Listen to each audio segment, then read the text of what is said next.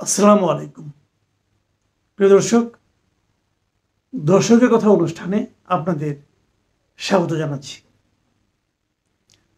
আজকে আমরা আলোচনা করব ঠিক গতকালকে রাতে যে ভিডিওটা আমরা আপ করেছিলাম, যে বিএনপির পল্টনে হয়ে যাওয়া যে সমাবেশ, বিএনপির 3টি অঙ্গ সংগঠনের সমাবেশ, সেটাকে কেন্দ্র করে তারেক রহমানের বক্তব্য, বিএনপির নেতাদের বক্তব্য, ডিসেম্বরে নির্বাচনের জন্য আলটিমেটাম দেওয়া, এসব নিয়ে আমি যে ভিডিওটা করেছিলাম, সেই প্রেক্ষিতে দর্শকরা যে মতামত দিয়েছেন, সেই মতামতগুলো নিয়ে আজকের অনুষ্ঠান। এই মতামতগুলো পড়া অর্থ জরুরি এই কারণে যে বিএনপির ব্যাপারে সাধারণ মানুষ কি ভাবে, তাদের চিন্তাটা কি ধরনের, সেসব বিষয়ে হয়তো দর্শকদের এই মতামতের মাধ্যমে উঠে আসবে। যারা আরও আগ্রহী হতে চান তাদেরকে অনুরোধ করবো, আপনারা চাইলে আমাদের ওই কন্টেন্টের যে কমেন্ট সেকশন আছে সেখানে যে সেগুলো পড়তে পারেন। আমি প্রথমে যে মতামতটা পড়ছি, এটা লিখেছেন মিস্টার রাহাত আহমেদ। তিনি বলেছেন, কে বলছে বিএনপির সাথে প্রতিদ্বন্দ্বী নাই? NCP is enough. বিএনপির সব টাকা খাওয়ার লোক সমাগম। ফেয়ার ইলেকশন হলে সারা বাংলাদেশের জনগণ এনসিপির উপর ঝাঁপিয়ে পড়বে। জনগণের মাইন্ডসেট বিএনপির অ্যাগেনস্টে, মানেই হলো এনসিপি। উনি কিন্তু একটা আসলে আমি বলি নতুন একটা কথা বলেছেন। এনসিপি যে বিএনপির প্রতিদ্বন্দ্বী, সেই কথাটা আমি আসলে ভাবিনি। উনি ভাবছেন যে জনগণ বিএনপির বিপক্ষে, অতএব এনটি বিএনপি ভোটগুলো এনসিপি পাবে। তারপর মিস্টার হিলাল লিখেছেন, বিএনপির লোকজন চুরি ডাকাতি ছিনতাই চাঁদাবাজি জুলুম করতেছে। এই কথাটা এই কন্টেন্টে আমিও করেছিলাম এই ধরনের কথা। বখতিয়ার আহমেদ রানা লিখেছেন, বর্তমান সরকার আবার এমন একটি ঘটনা ঘটাবে বা এমন পরিবেশ সৃষ্টি করবে যাতে জুনেও নির্বাচন না হয়। তবে আমি মনে করি দেশে মনে হয় আবার অরাজকতা সৃষ্টি হবে, আবার খুনাখুনি হবে। এমআর তিনি লিখেছেন, আরেকটা 111 আসছে, অপেক্ষা করুন। ডক্টর ইউনূস মনে হয় চলে যাবে, এরপর কার লাভ কার ক্ষতি হিসেব করেছেন? ইমরান হুসাইন লিখেছেন, মাসুদ কামাল ভাই, এখন টাকার হিসাব চাইবেন না? এত লোক আনতে এত টাকা কই পাইল? ইমরান হুসাইন সাহেবের এই মন্তব্যটা আমি খুব গুরুত্ব দিচ্ছি এই কারণে যে আসলে আমরা এর আগে এনসিপির বিভিন্ন সমাবেশ এবং বিভিন্ন অনুষ্ঠানে তারা যে ব্যয় করেছে, আমরা তার একটা হিসাব চেয়েছিলাম। বলেছিলাম যে জনগণ জানতে চায় আপনি এত টাকা কোথায় পেলেন। তো যে দাবিটা, যে আকাঙ্ক্ষাটা আমাদের এনসিপির প্রতি আছে, সেটা বিএনপির প্রতি থাকবে না কেন?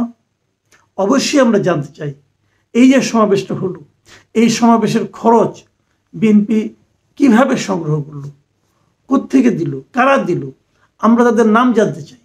কারণ আমরা মনে করি একটা পলিটিক্যাল পার্টির সবচেয়ে বড় ভিত্তি হলো, সবচেয়ে বড় শক্তি হলো তার ট্রান্সপারেন্সি, তার স্বচ্ছতা। পলিটিক্যাল পার্টি যদি জনগণের কাছে তার আয় ব্যয়ের স্বচ্ছতা প্রকাশ করতে না পারে, তাহলে সেই পার্টির প্রতি মানুষের আস্থা কি করে থাকবে? আমরা দৃঢ়ভাবে জানতে চাই যে বিএনপির এই জনসভার কত খরচ হয়েছে এবং সেই খরচটা কোত্থেকে এসেছে। আমি জানি না বিএনপির দেওয়ার অভ্যাস আছে কিনা। যদি আগের অভ্যাস না থেকে থাকে, তাদের নেতৃবৃন্দকে অনুরোধ করব, অভ্যাসটা এখন করুন। কারণ জনগণ এখন প্রশ্ন করতে শিখেছে। এবং কেবল তাই না, আমি বিএনপির আরও অনেক খরচের হিসাব চাই। আমরা মনে করি জনগণ হিসাবে আমাদের এটা জানার অধিকার আছে। আমরা জানতে চাই যে বিএনপির অন্যান্য যে খরচ, অফিসের খরচ, বিএনপির চেয়ারপারসন যে বাড়িতে থাকেন সেই বাড়ির খরচ, এবং এটাও জানতে চাই তারেক রহমান যে বিদেশে থাকেন, ইংল্যান্ডে থাকেন, সেখানে তার খরচ কে যোগায়? নিশ্চয়ই উনি চাকরি করেন না। উনি কি কেএফসিতে চাকরি করেন? আমার তো মনে হয় না। তাহলে ওনার খরচ কে যোগান? এই সমস্ত খরচের হিসাব আমরা জানতে চাই এবং কেন যোগান সেটাও জানতে চাই। আমি মনে করি এ সমস্ত প্রশ্ন করার অধিকার জনগণের আছে এবং বিএনপি যেহেতু আগামীতে ক্ষমতায় যেতে চায়, বিএনপির উচিত হবে এ সমস্ত প্রশ্নের জবাব দেওয়া। মিস্টার ইমরান হোসেন একটা গুরুত্বপূর্ণ প্রশ্ন উত্থাপন করার জন্য আপনাকে অনেক ধন্যবাদ। শান্তি লিখেছেন, জামাত যেভাবে ব্যাংক প্রশাসন দখল করছে সেটাও বলেন। মাত্র 10% ভোট পাবার যোগ্যতা নেই জামাতের, অথচ ইউনূস সরকারকে ব্যবহার করে ইন্ডাস্ট্রি, ব্যাংক, প্রশাসন সবই দখল করেছে, যা নাকি ছিচকে চাঁদাবাজদের চেয়ে অনেক ভয়ঙ্কর। শান্তির এই বক্তব্য কিন্তু একেবারে আপনি উড়িয়ে যেতে পারবেন না। মাজেদা লিখেছেন, আমরাও দ্রুত নির্বাচন চাই, যত দেরিতে নির্বাচন হবে নতুনদের দুর্নীতি করতে পারবে। গোলাম আজম লিখেছেন, জোর করে লোকজন নিয়ে আসছে, 50টা বাস জোর করে নিয়ে একটা বাস দিতে পারে নাই বলে বিএনপির লোকজন বাস মালিক সমিতির লোকজনকে পিটিয়েছে, তা নিয়ে কিছু বলতে শুনি না কেন? একপক্ষীয় দালাল। আসলে 50টা বাস কোত্থেকে এনেছে? গোলাম আজম সাহেব যদি এটা আমাদেরকে বলতেন তাহলে জিনিসটা আরও ক্লিয়ার হতো এবং আমরা বলতে পারতাম। আমরা অবশ্যই মনে করি যদি জোর করে বাস এনে থাকে তাহলে সেটা অবশ্যই অন্যায় হয়েছে এবং বাস মালিকদের উচিত হবে, এবং গোলাম আজম সাহেব আপনাকে আমি রিকোয়েস্ট করব, আপনারও উচিত হবে একদম নাম ধাম সহ আপনার কথাগুলি বলুন। কোন এলাকার 50টা বাস ওনারা এনেছেন, কোন এলাকার বাস মালিক সমিতির লোকজনকে ওনারা পিটিয়েছেন, সেটা নাম টামগুলি বলুন। না বললে তো হবে না। আর এক পক্ষ দালাল চট করে বলে ফেললেন, এটা আরেকটু মনে হয় আবার আরও কয়েকটা অনুষ্ঠান দেখুন, আরও কয়েকটা ভিডিও দেখুন, তারপর মন্তব্য করুন। এমনকি এই ভিডিওটাও দেখুন। এই ভিডিওতে যদি আপনি দেখেন তাহলেই দেখবেন এক পক্ষীয় দালাল আমি নই। কাজী আশেক মাহমুদ লিখেছেন, আগামী নির্বাচনে বিএনপি যদি ক্ষমতায় আসে তাহলে দেশকে স্বর্গে নিয়ে যাবে। আগে তারা আমাদের হাওয়া ভবনে নিয়ে গিয়েছিল, এখন তারা আমাদের স্বর্গেও নিয়ে যাবে। গতবার তারা দুর্নীতিতে 5 বার চ্যাম্পিয়ন ছিল। বিএনপির মধ্যে আওয়ামী লীগের ছায়া দেখা যাচ্ছে, কারণ তাদের আচরণ, মনোভাব এবং শারীরিক ভাষা সম্পূর্ণ ফ্যাসিবাদী। ডাক্তার বিশ্বাস সাইকিয়াট্রিস্ট তিনি লিখেছেন, আপনাদের মতো নীতিহীন সাংবাদিকরাই এই চরিত্রহীন চাঁদাবাজ বিএনপির পক্ষে সাফাই গেয়ে যাচ্ছে। আপনারা শিক্ষিত মানুষে এইসব গুন্ডা চাঁদাবাজদের পক্ষ নিয়ে কথা বলেন। আপনারা এই দেশটাকে বেশি ক্ষতি করেছেন গুন্ডাদের চাইতে। যদি গুন্ডাদের পক্ষ আমরা নিয়ে থাকি আমি, তাহলে অবশ্যই আমরা দেশের ক্ষতি করছি। কিন্তু আমার প্রশ্ন হলো যে বিএনপি এখনো ক্ষমতায় যায়নি, কাজেই তারা কি করবে না করবে সেটা আমরা চট করে কিন্তু বলতে পারি না। আর চাঁদাবাজি যেটা হচ্ছে সেই ব্যাপারে তো বিএনপির মহাসচিব একটা ব্যাখ্যা দিয়েছেন, সেই ব্যাখ্যাটা আপনারা শুনুন। এর বিপরীতে আপনার কাছে কি এমন কোনো দলের ঘটনা আছে যারা নাকি চাঁদাবাজি একদমই করে না? আর আমি তো কারোর পক্ষ নেইনি ভাই, আমি কি বিএনপির পক্ষ নিয়েছি? নেইনি। বিএনপির এই মিটিংয়ের ফলে কি হতে যাচ্ছে সামনে সেই সংক্রান্ত একটা বক্তব্য রেখেছি। আমার এখানে কোনো পক্ষ নেই ভাই, আমি বিএনপিকে পক্ষ নিয়েছি এটা বলাটা আমার মনে হয় আমার প্রতি একটু অবিচারী করা হচ্ছে। আনোয়ার হোসেন লিখেছেন, কামাল সাহেব, চৌমোহনী কলেজ রোডে আমার এক আত্মীয়কে বাড়ি উঠাইতে 12 লক্ষ টাকা চাঁদা দিতে হয়েছে বিএনপি নেতা বরকতুল্লাহ বুলু সাহেবকে। বিশ্বাস না হলে চৌমোহনী কলেজ রোডে চুপি চুপি লোক পাঠিয়ে সাধারণ মানুষকে জিজ্ঞাসা করলে বুঝতে পারবেন। একটা ভয়ঙ্কর অভিযোগ। আমি জানি না বিএনপি এই ব্যাপারে কি বলবে। তোফায়েল আহমেদ লিখেছেন, এই বাটপার এখন চায় দেশে বিশৃঙ্খলা সৃষ্টি করতে।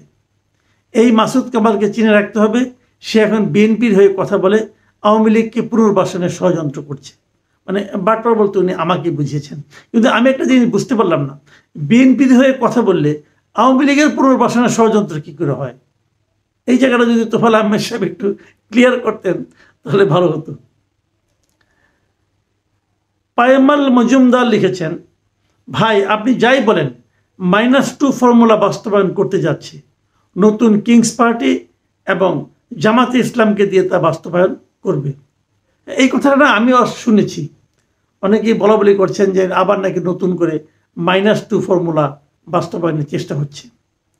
আবু সাইদ লিখেছেন, মাসুদ সাহেব আজকে দেশের এই অবস্থার জন্য আপনারাও দায়ী, কারণ ইউনূস সাহেবকে আপনারা এত তৈল মাজন করেছেন, এত গুণগান করেছেন, যা আজকে দেশ ও জনগণকে মূল্য দিতে হচ্ছে। মনে রাখবেন, কোনো মানুষকে শতভাগ বিশ্বাস করা একটা পাগলামি ও বোকামি। মাইমুন আক্তার লিমা লিখেছেন, চাঁদাবাজির দায় বিএনপির নয়, সরকারের। কারণ জনগণের নিরাপত্তা দেওয়ার দায়িত্ব সরকারের, বিএনপির নয়।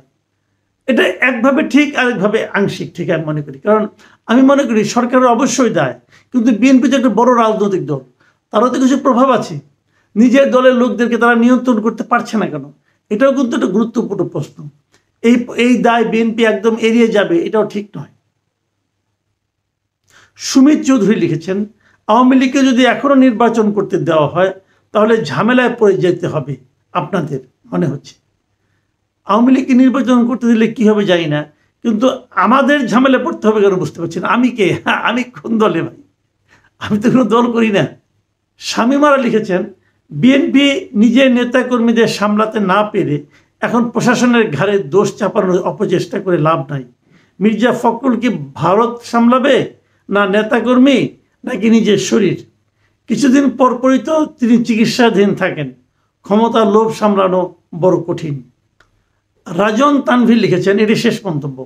তিনি লিখেছেন, মাসুদ ভাই আপনি কোন পক্ষে, জাতি জানতে চায়। মিস্টার রাজন তানভীর, আমি বলি নেই, আমি আগেও বহুবার বলেছি, আবারও বলি, আমি কোনো রাজনৈতিক দলের পক্ষে নই। কোনো রাজনৈতিক দলের সঙ্গে আমার কোনো সম্পর্ক নেই এবং কোনো রাজনৈতিক দলের আমি সমর্থকও নই, কর্মীও নই। কাজে আমাকে কোনো রাজনৈতিক দলের পক্ষে কিনা এটা জানতে চাওয়াটা অবান্তর। যে দল যখন ভালো কাজ করে আমি প্রশংসা করি, যখন খারাপ কাজ করে আমি তার সমালোচনা করি। এবং সরকারে যে থাকে তার সমালোচনাটা আমার একটু বেশি হয়, বেশি করে এই কারণে যে সাধারণ মানুষ তো যা কিছু প্রত্যাশা সেটা সরকারের কাছ থেকেই করে। আজকে যদি জিনিসপত্রের দাম বাড়ে, আজকে যদি মানুষের জীবন দুর্বিষহ হয়ে যায়, আজকে যদি আইন শৃঙ্খলা পরিস্থিতির অবনতি হয়, তার জন্য কিন্তু আমরা সরকারকে দায়ী করব। যে কারণে সরকারের সমালোচনাটা হয়তো আমার কণ্ঠে একটু বেশি উচ্চারিত হয়। কিন্তু আমি আসলে সরকার বিরোধী লোক নই, আমি কারো বিরোধীও না, কারো পক্ষেও না। আমি বেসিক্যালি আমি যেটা ভালো মনে করি সেটা আমি বলি, এবং আমি ওইভাবে বলতে গেলে আমি আসলে জনগণের পক্ষে। কারণ জনগণের সঙ্গে আমার সম্পর্কটা যথেষ্ট গভীর এবং নিয়মিত হয়ে থাকে। রাজনৈতিক দলের সঙ্গে অতটা সম্পর্ক আমার নেই। প্রিয় দর্শক, এই ছিল আপনাদের মতামতগুলো আমি পড়ে শোনালাম। এ ধরনের মতামত আরও অনেক আছে, যারা আগ্রহী তারা পড়ে দেখতে পারেন, এবং আমার মনে হয় তাহলে আপনাদের চিন্তাটা আরেকটু ক্লিয়ার হতে পারে। আর বিএনপির বিরুদ্ধে যে সমস্ত অভিযোগগুলি উচ্চারিত হলো সেগুলো নিয়েও বিএনপি চিন্তা করবে বলে আমি মনে করি। প্রিয় দর্শক, এখন এ পর্যন্তই। আল্লাহ হাফেজ।